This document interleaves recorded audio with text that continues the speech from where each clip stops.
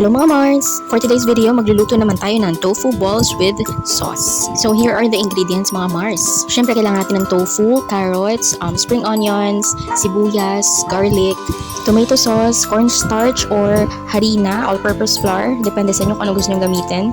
Maglagay din kayo ng breadcrumbs kung gusto nyo, pero optional lang naman. At syempre yung mga pampalinamnam natin, salt, pepper, and sugar. And also soy sauce. Add din tayo dito ng 2 eggs. Shoutout nga pala dun sa aso na kapitbahay namin, walang katigil-tigil.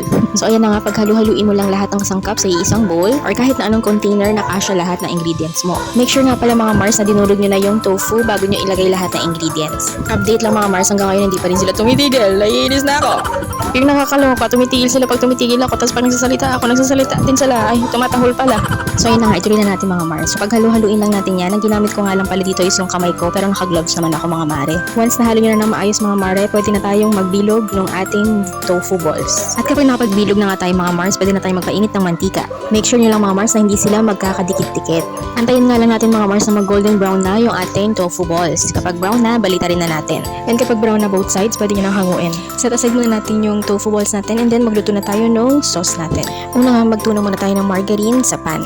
At kapag tunaw na, pwede na natin idagdag yung ating tomato sauce. Mag-add nga lang tayo ng mga pampalasa. Lagyan natin ng soy sauce, sugar, pepper, and salt. Halu-haluin nyo nga lang itong mga Mars hanggang sa maglapot na yung ating sauce. At kapag kumulo na mga Mars, sinaan nyo na yung kalan and inilagay nyo na yung mga finry nating tofu balls kanina. Hindi ko nga pala nilahat yung mga finry natin na tofu mga Mars. Nag-iwan din ako ng walang sauce. Tapos yung mga walang sauce natin mga Mars, idinip ko yun sa Mang Tomas. At in fairness, perfect combination din sila. Make sure lang natin mga Mars na lahat mayroong sauce. There you have it mga Mars. Ito na ang ating tofu balls. Kainan na!